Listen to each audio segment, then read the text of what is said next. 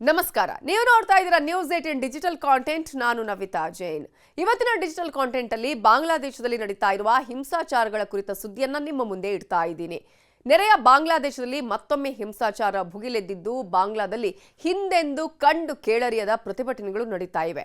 ಅಲ್ಲಿ ಏನೇನಾಗ್ತಾ ಇದೆ, ಈ ಹಿಂಸಾಚಾರಕ್ಕೆ ಕಾರಣ ಏನು ಅನ್ನೋದ್ರ ಬಗ್ಗೆ ಮಾಹಿತಿಯನ್ನ ಕೊಡ್ತಾ ಹೋಗ್ತೀನಿ. ಅದಕ್ಕಿಂತ ಮುಂಚೆ ನ್ಯೂಸ್ 18 ಕನ್ನಡದ ಯೂಟ್ಯೂಬ್ ಅನ್ನ ನೀವು ಲೈಕ್ ಮಾಡಿಲ್ಲ, ಶೇರ್ ಮಾಡಿಲ್ಲ, ಸಬ್ಸ್ಕ್ರೈಬ್ ಮಾಡಿಲ್ಲ ಅಂತ ಹೇಳಿದ್ರೆ ಖಂಡಿತವಾಗ್ಲೂ ಕೂಡ ಸಬ್ಸ್ಕ್ರೈಬ್ ಮಾಡಿ. ಜೊತೆಗೆ ನ್ಯೂಸ್ 18 ಕನ್ನಡದ ಫೇಸ್ಬುಕ್ ಪೇಜ್ ಹಾಗೆಯೇ ಇನ್ಸ್ಟಾಗ್ರಾಮ್ ಪೇಜ್ ಅನ್ನ ಫಾಲೋ ಮಾಡೋದನ್ನ ಮರಿಬೇಡಿ. ಈಗಾಗಲೇ ಬಾಂಗ್ಲಾದಲ್ಲಿ ಹಿಂದೆಂದೂ ಕಂಡು ಕೇಳರಿಯದ ಪ್ರತಿಭಟನೆಗಳು ನಡೀತಾ ಇದೆ. ಅಲ್ಲಿನ ವಿದ್ಯಾರ್ಥಿ ನಾಯಕ ಶರೀಫ್ ಉಸ್ಮಾನ್ ಹಾದಿಯ ಸಾವಿನ ನಂತರ ರಾಜಧಾನಿ ಢಾಕಾ ಸೇರಿದಂತೆ ಬಾಂಗ್ಲಾದೇಶದ ಹಲವಾರು ಪ್ರದೇಶಗಳಲ್ಲಿ ಹಿಂಸಾಚಾರ ನಡೀತಾನೇ ಇದೆ. ಮೈನಿಂಗ್ಸ್ ಜಿಲ್ಲೆಯಲ್ಲಿ ಗುಂಪೊಂದು ಧರ್ಮ ನಿಂದನೆಯ ಆರೋಪದ ಮೇಲೆ ಹಿಂದೂ ಯುವಕನನ್ನ ಕ್ರೂರವಾಗಿ ಕೊಂದಿದೆ. ಮೃತ ವ್ಯಕ್ತಿಯನ್ನ ದೀಪು ಚಂದ್ರ ದಾಸ್ ಅಂತ ಗುರುತಿಸಲಾಗಿದ್ದು ಭಲೂಕಾ ಉಪಜಿಲ್ಲೆಯ ದುಬಾಲಿಯಾ ಪಾರ ಪ್ರದೇಶದಲ್ಲಿ ಜವಳಿ ಕಾರ್ಖಾನೆಯಲ್ಲಿ ಆತ ಕೆಲಸ ಮಾಡ್ತಾ ಇದ್ರು. ಈ ಭೀಕರ ಘಟನೆಯಲ್ಲಿ ಗುಂಪು ದೀಪು ಚಂದ್ರ ಅವರನ್ನ ಮರಕ್ಕೆ ಕಟ್ಟಿ ಹಾಕಿ ಥಳಿಸಿ ಕೊಂದಿದೆ. ಇದು ಸಾಕಷ್ಟು ಆಕ್ರೋಶಕ್ಕೂ ಕೂಡ ಕಾರಣವಾಗಿದೆ. ವ್ಯಾಪಕ ಆಕ್ರೋಶದ ಬೆನ್ನಲ್ಲೇ 7 ಆರೋಪಿಗಳನ್ನ ಬಂಧಿಸಿದ್ದಾಗಿ ಯುನಸ್ ಘೋಷಣೆ ಮಾಡಿದೆ. ಇನ್ನು ಬಾಂಗ್ಲಾದೇಶದಲ್ಲಿ ಹಿಂಸಾಚಾರ ಹೆಚ್ಚುತ್ತಾ ಇರುವ ನಡುವೆ ಶನಿವಾರ ಲಕ್ಷ್ಮೀಪುರ ಸದರ್ ಉಪಜಿಲ್ಲೆಯಲ್ಲಿ ಬಾಂಗ್ಲಾದೇಶ ರಾಷ್ಟ್ರೀಯತಾವಾದಿ ಪಕ್ಷದ ನಾಯಕನ ಮನೆಗೆ ಹೊರಗಿನಿಂದ ಬೀಗ ಹಾಕಿ ಬೆಂಕಿ ಹಚ್ಚಲಾಗಿದೆ. 7 ವರ್ಷದ ಹೆಣ್ಣು ಮಗು ಸಾವನ್ನಪ್ಪಿದೆ. ಮನೆಯಲ್ಲಿದ್ದ ಇತರೆ 3 ತೀವ್ರವಾಗಿ ಗಾಯಗೊಂಡಿದ್ದಾರೆ.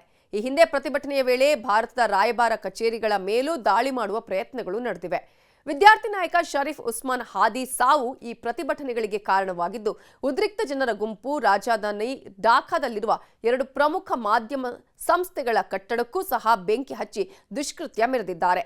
ಗಲಭೆಕೋರರಿಗೆ ಮುಕ್ತ ಅವಕಾಶ ಕೊಟ್ಟಿರುವ ಯುನಸ್ ಸರ್ಕಾರ ಉದ್ದೇಶಪೂರ್ವಕವಾಗಿಯೇ ಭಾರತ ವಿರೋಧಿ ಪ್ರತಿಭಟನೆಗೆ ಕುಮ್ಮಕ್ಕು ನೀಡುತ್ತಿದೆ.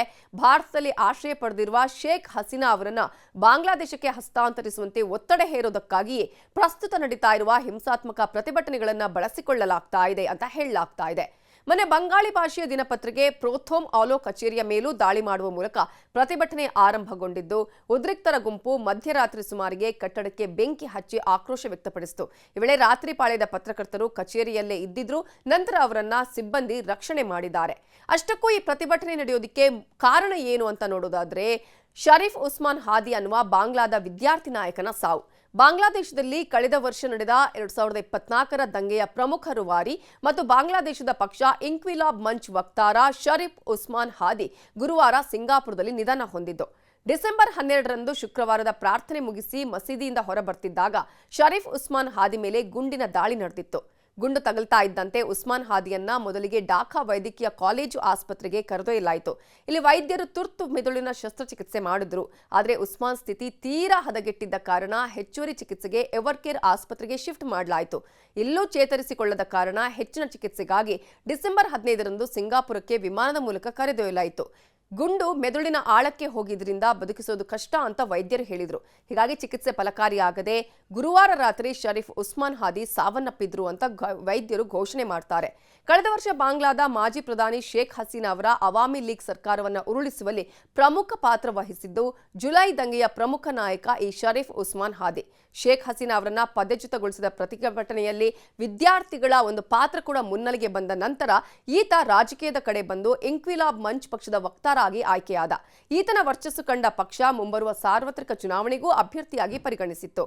ಹೀಗಾಗಿ 2026ರ ಫೆಬ್ರವರಿಯಲ್ಲಿ ನಡೆಯಲಿರುವ ಚುನಾವಣೆಯಲ್ಲಿ ಶರೀಫ್ ಉಸ್ಮಾನ್ ಹಾದಿ ಅಭ್ಯರ್ಥಿಯಾಗಿದ್ರು.